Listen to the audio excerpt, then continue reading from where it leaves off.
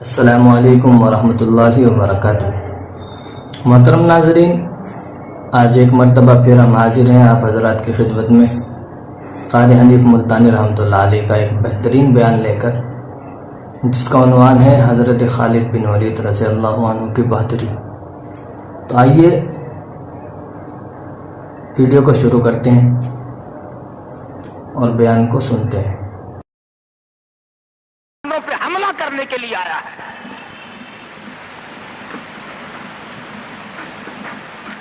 حضرت خالد بن ولید رضی اللہ تعالی عنہ کو 50-60 آدمی دیے، جاؤ بادشاہ کی فوج کا اندازہ لگا کے آؤ، تخمینہ لگا کے آؤ، اسلحہ دیکھ کے آؤ، ان کی تعداد کا اندازہ لگاؤ وہ کتنے ہیں۔ حضرت خالد بن ولید رضی اللہ تعالی عنہ چند صحابہ کرام کو ساتھ لے کر کے پہنچے۔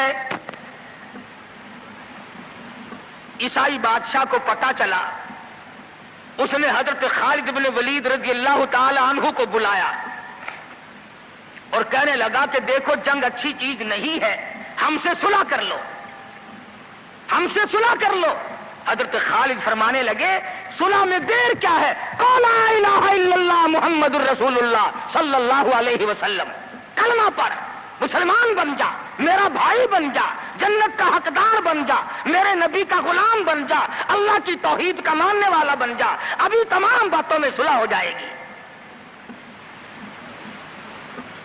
وہ کہنے لگا بڑا جلدی کلمہ پڑھا ہے، جیسے میں اکیلا بیٹھا ہوں، تو نے میری فوج دیکھی ہے؟ 1.5-2 لاکھ فوج لے کے آیا ہوں، کھا جائے گی میری فوج تمہیں۔ کلمے پڑھا رہا ہے۔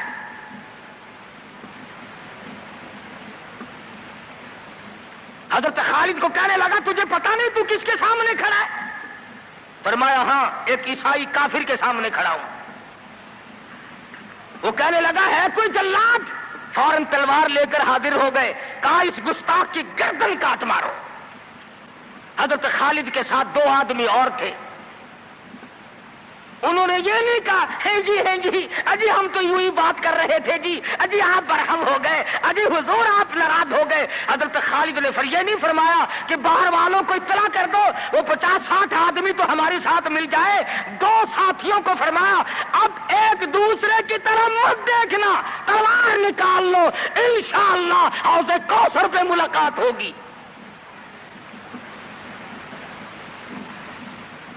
3 آدمی 1.5-2 لاکھ کے مقابلے میں ٹکرا گئے، یہ نہ سوچا کہ ہوگا کیا۔ حضرت خالد بن ولید رضی اللہ تعالیٰ عنہ اور 2 ساتھی اور تمام کافروں کی فوج میں گھر گئے، جنگ شروع ہو گئی۔ ابو عبیدہ بن جراح رضی اللہ تعالیٰ عنہ کی خام میں مدنی کریم صلی اللہ علیہ وسلم تشریف لائے۔ فرمایا ابو عبیدہ تو سویا ہوا ہے، میرا خالد گھیرے میں آ گیا۔ گھبرا کے اٹھے، شور مچایا، لوگوں جلدی کرو پہنچو، خالد گھیرے میں ہے۔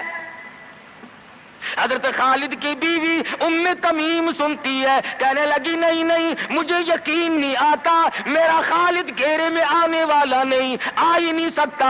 گھر میں کھڑی ہو کر چاروں طرف نظر مارتی ہے، دیکھتی کیا ہے؟ وہ ٹوپی جس میں امام الانبیاء محبوب کبریا حضرت محمد مصطفیٰ صلی اللہ تعالی علیہ وسلم کے منہ مبارک رکھے ہوئے تھے، وہ بھول آئے۔ ام تمیم کہتی ہے خالد تو ضرور گھیرے میں آ گیا، تیری ٹوپی یہاں رہ گئی۔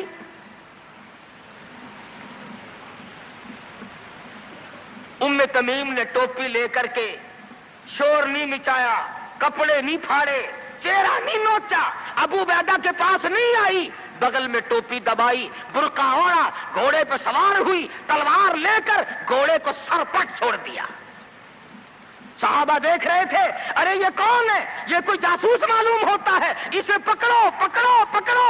صحابہ نے گھوڑے دوڑائے، گھیرے میں لے لیا، پوچھا برقع پوش تو کون ہے؟ کہنے لگی نہ چھیڑو، خالد کی بیوی ام تمیم ہوں۔ تو کہاں چلی ہے؟ کہنے لگی میرا خالد گھیرے میں آ گیا، ٹوپی گھر پہ بھول گیا، وہ پہنچانے چلی ہوں، ہمیں دے دے ہم پہنچا دیں گے، تو عورت ذات ہے۔ کہنے لگی خالد کی جو قدر میں جانوں تم نہیں جانتے، جان دے دوں گی مگر ٹوپی کسی کو نہ دوں گی۔ نکل پڑی، آ کے دیکھا تلواریں چل رہی ہیں، گاجر مولی کی طرح آدمی کٹ رہے ہیں، حضرت خالد بن ولید بیچ میں ہے۔ ام تمیم نے تلوار نکال کر چلانی شروع کر دی، گاجر کی طرح لوگوں کو کاٹ مارا۔ خود حضرت خالد کہتے ہیں اور میرے ساتھیوں، اس نوجوان کو پہچانو، اس برقع پوش کو پہچانو، اس نقاب پوش کو پہچانو، یہ کون ہے؟ جب سامنے گئی نقاب اٹھا کے کہنے لگی خالد تیری بیوی ام تمیم ہوں، یہ ٹوپی بھول آئے ہو، پہنچانے آئی ہوں۔ اور کراچی کے مسلمانوں، تم نے کبھی سوچا نہیں خالد کے سر پہ نبی کی ٹوپی نہیں، جس میں نبی کے بال رکھے ہوئے تھے، وہ گھیرے میں آ گئے۔ آج تیرے پاس قرآن نہیں، تو گھیرے میں ہے۔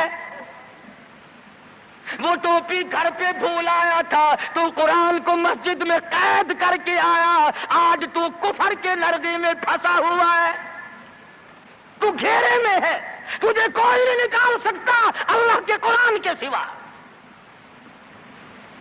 تم کتنی عسکری طاقت بڑھاؤ، تم تعداد بڑھا لو، تم چھوٹے بڑے زور لگاؤ، کتنی تم کوشش کرو، خدا کی قسم جب تک تم اللہ کا قرآن لے کر کے نہیں بیٹھتے اس وقت تک تمہارا گھیرا نہیں ٹوٹ سکتا۔ تم نے اللہ کے قرآن کو مسجد میں قید کر دیا۔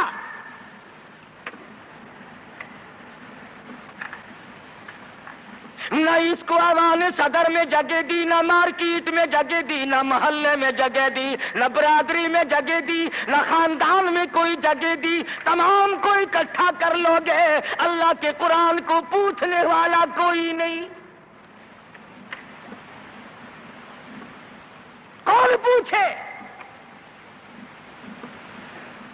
حضرت خالد تو صرف ٹوپی بھول کر آئے تھے، ہم نے قرآن ہی بھلا دیا، نبی کی سیرت کا آئینہ بھلا دیا۔ خدا کی قسم نبی نے امانت تمہارے سپرد کی ہے، میدان حشر برپا ہوگا اور اللہ کا پیغمبر کھڑا ہو کر تم سے مطالبہ کرے گا، لاؤ میری امانت کہاں ہے؟ کچھ لوگ کہیں گے اور جی ہم تو عشق کی وجہ سے ایسا کر بیٹھتے ہیں، محبت میں ہمیں پتہ ہی نہیں چلا قرآن کہاں رہ گیا،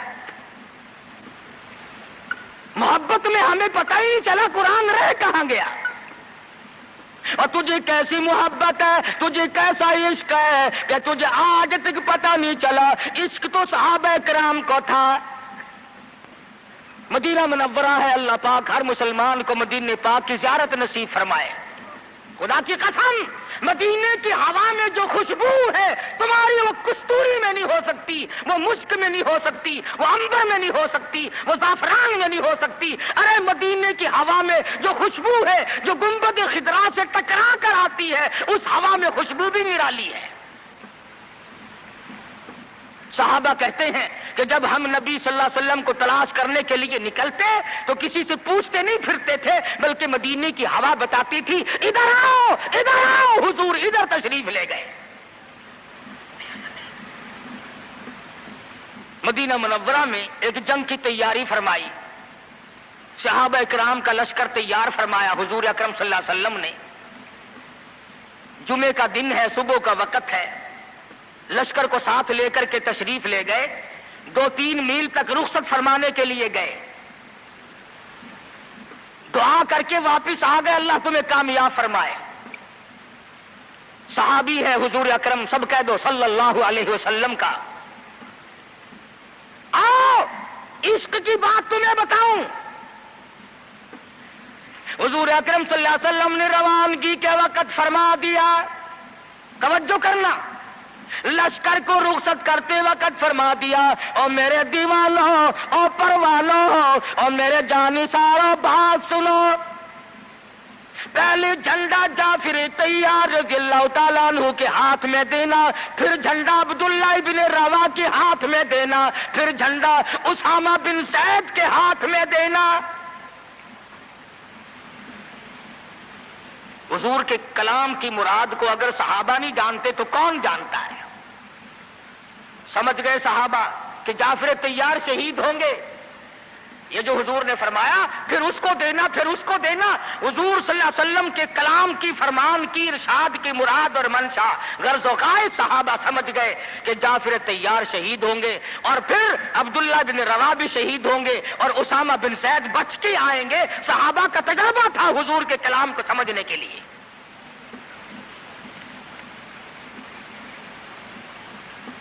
عبداللہ ابن روا رضی اللہ تعالی عنہ نے سوچا کہ تسلی تو میری ہو گئی کہ میں شہید ہوں گا، اس جنگ میں واپس نہیں آؤں گا، مگر چلو جمعے کا دن ہے، سواری میری بڑی تیز ہے، میں آخری جمعہ سرکار دو عالم صلی اللہ علیہ وسلم کے پیچھے کیوں نہ پڑھوں اور جمعہ پڑھ کے جاؤں گا، ایک مرتبہ اور اپنے آقا کا دیدار کروں گا۔ واپس مدینے میں آئے، گھر نہ گئے، بیوی بچوں میں نہ گئے، باغ و بہار میں نہ گئے، فصل باڑی میں نہیں گئے، لوگوں میں نہیں گئے، سیدھے مسجد نبوی میں تشریف لائے۔ جمعے کی نماز کے بعد مدنی کریم صلی اللہ علیہ وسلم سے سلام کیا۔ حضور نے فرمایا عبداللہ میں نے تو تجھے صبح رخصت کیا تھا لشکر کے ساتھ، تجھے صبح روانہ کر دیا تھا، تو چلا گیا تھا فوج کے ساتھ۔ عرض کیا یا رسول اللہ میرے ماں باپ قربان ہو جائیں، آپ کے فرمان سے میں نے یہ اندازہ لگایا کہ میں شہید ہو جاؤں گا، میرا یہ آخری جنگ ہے، یہ آخری جہاد ہے۔ میرے دل میں ایک بات آئی، آج جمعے کا دن ہے، اپنے آقا کے پیچھے جمعہ بھی پڑھوں، آخری جمعہ پڑھوں اور آخری دیدار کر کے جاؤں۔ اب تھوڑے سے مجھے آپ بول کے بتائیں عبداللہ ابن رواح کا یہ عشق ہے کہ نہیں؟ کوئی ڈر کی بات نہیں، کوئی خوف کی بات نہیں، بیوی بچوں کی محبت نے نہیں کھینچا، باغوں کو دیکھنے نہیں گیا، بچوں سے ملاقات کے لیے نہیں گیا۔ ارے حضور کا عشق ہے، کہتا آخری جمعہ، آخری دیدار، آخری ملاقات۔ اور عرض کیا میرے آقا میں اپنے ساتھیوں کو جا ملوں گا، میری سواری بڑی تیز ہے۔ امام الانبیاء محبوب کبریا حضرت محمد مصطفیٰ صلی اللہ علیہ وسلم کا چہرے انور سرخ ہو گیا۔ فرمایا عبداللہ تو ساتھیوں کو نہیں مل سکتا، نہیں مل سکتا، جب تیرے ساتھی جنت میں جائیں گے 500 سال بعد میں بہشت میں جا سکے گا۔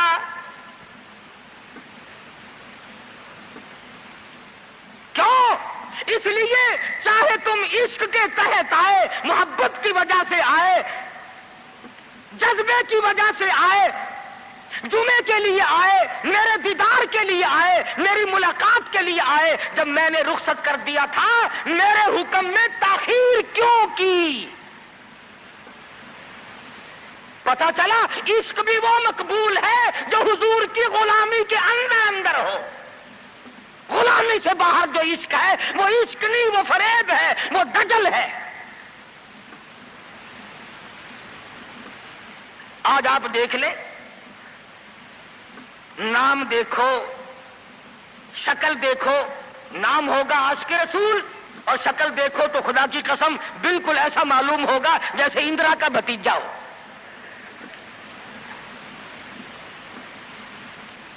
پہچان نہیں سکے گا آدمی۔ کیا کر سکتا ہے آدمی شکل میں؟ صورت نہیں، سیرت نہیں، لباس نہیں، اخلاق نہیں، کردار نہیں، تمام چیزوں کا تختہ نکال کے رکھ دیا ہے۔ اور آج قوم اسی وجہ سے مصیبتوں سے دوچار ہے، وہ نرغے میں پھنسی ہوئی ہے، وہ نکل نہیں سکتی، وہ سہارا ڈھونڈ رہی ہے مادی قوت کا۔ حضور ناراض ہو گئے صلی اللہ علیہ وسلم۔ صحابی کہتے ہیں میں چاہتا تھا زمین پھٹ جائے، مجھے لقمہ بنا کر نگل جائے۔ صحابی کہتا ہے مجھے زندگی تلخ لگنے لگی، ہائے میرے آقا مجھ سے ناراض کیوں ہو گئے؟ عبداللہ ابن روا تشریف لے گئے، گھر پھر بھی نہیں گئے، بال بچوں میں پھر بھی نہ گئے، اور جا کر کے جہاد میں شریک ہو گئے۔ 3 دن گزر گئے، کوئی چیز حلق میں نہ گئی، کمر سیدھی نہیں ہو سکتی تھی، جنگ سخت تھا، لڑائی شدید تھی، تلواریں چل رہی تھی۔ عبداللہ بن روا فرماتے ہیں مجھے بھوک لگی، سیدھا کھڑا نہیں ہو سکتا تھا، مجھے یاد آیا میرے تھیلے میں گوشت کے خشک ٹکڑے موجود ہیں، میں ان کو منہ میں لے کر ذرا چوسنے لگا، مجھے مدینے کا باغ یاد آیا، مجھے بیوی یاد آئی، مجھے اولاد یاد آئی۔ اے نبی کے دیوانے کا طرز زندگی دیکھ۔ صحابی کہتا ہے میں نے انگلی حلق میں ڈال کر وہ بوٹی باہر نکال دی، کہا اچھا میں تجھے کچھ کھانے کے لیے دینے لگا ہوں تو یہاں بیٹھ کر گھر یاد آیا، کھڑے ہو گئے اور فرمانے لگی اور میری بیوی اور تمہیں طلاق ہو، اور میرے باغ بہار جاؤ، اسلام کے لیے وقف ہو تم، آج کے بعد میرے نہیں۔ کسی نے پوچھا کیا کہہ رہے ہو؟ فرمایا ہاں ہاں، نقشہ سامنے کیوں آیا؟ آخری وقت میں دنیا کا نقشہ میری آنکھوں میں کیوں کھینچا؟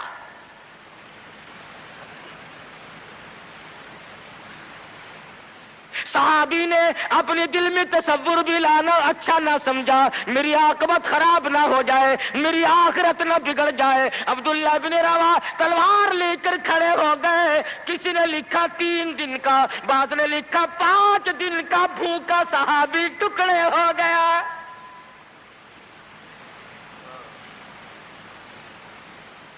یہ تھا عشق جسے عشق کہا جاتا ہے، لیکن حضور کی اندازہ لگاؤ حکم میں تاخیر کی وجہ سے 500 سال بعد کو بہشت میں جا سکے گا، اور جنہوں نے حضور کے احکام کو سرے سے ٹھکرا دیا، سرے سے ماننا ہی نہیں، انکار کر دیا، اب یہ فیصلہ تم کرو، اب یہ فتویٰ تم دو کہ وہ جنت میں کب جائیں گے۔ امام الانبیاء محبوب کبریا حضرت محمد مصطفیٰ صلی اللہ تعالی علیہ وسلم کے دیوانوں نے حد کر دی، پروانوں نے حد کر دی، جس صورت سے بھی ان کو لگایا گیا اسی صورت سے وہ آگے بڑھتے رہے۔ فاروق اعظم کی حکومت ہے، سب کہہ دو رضی اللہ تعالی عنہ۔ مصر کے علاقے میں کافروں نے ایک سازش بنائی، لڑکیوں کو ہار و سنگار کر کے کوٹھے پہ کھڑا کر دیا۔ پروگرام مسلمانوں کو پہلے معلوم ہو گیا کہ مسلمان فوج کے کلچر کو تباہ کرنا چاہتے ہیں، مسلمان کے اخلاق و کردار کو برباد کرنا چاہتے ہیں۔ فاروق اعظم کو خط لکھا، اور راستہ کوئی نہیں فوج کے گزرنے کا، ایک ہی راستہ ہے، اور اس راستے کو خراب کر دیا گیا، اس راستے میں کانٹے بچھا دیے گئے، حسن کی دولت بکھیر دی گئی تاکہ مسلمانوں کا دل خراب ہو۔ ارے یہ کافر کا بھی عقیدہ ہے کہ اگر مسلمان کا پاؤں پھسل گیا پھر یہ جہنم سے اڑے نہیں ٹھہرتا۔ فاروق اعظم رضی اللہ تعالیٰ عنہ نے خط کا جواب دیا اور صاف صاف لکھ دیا کوئی پریشانی کی بات نہیں، ساری فوج کو اکٹھا کر کے قرآن کی آیت سنا دو، ساری فوج کو اکٹھا کر کے قرآن سناؤ۔ چنانچہ کمانڈر نے، سپہ سالار نے فوج کو اکٹھا کیا اور قرآن کریم سنا دیا، وَقُلْ لِلْمُؤْمِنِينَ يَغُضُّوا مِنْ أَبْصَارِكُمْ وَيَحْفَظُوا فُرُوجَكُمْ ذَلِكُمْ أَزْكَىٰ لَكُمْ إِنَّ اللَّهَ خَبِيرٌ بِمَا يَصْنَعُونَ۔ مسلمانوں، اپنی نظروں کی حفاظت کرو، اپنی ایمان کی حفاظت کرو۔ اگر تم کنکھی آنکھوں سے بھی دیکھو گے خدا تمہاری ساتھ ہے، وہ تمہاری تمام حرکتوں کو دیکھتا ہے۔ دوستو اسی طریقے سے نئے بیانات اور اچھی ویڈیو دیکھنے کے لیے ہمارے چینل شاہی آفیشل کو فالو کر لیجیے اور بیل آئیکن کو دبا لیجیے تاکہ ہماری ہر آنے والی نئی ویڈیو آپ تک بخوبی پہنچ سکے۔ جزاکم اللہ خیر۔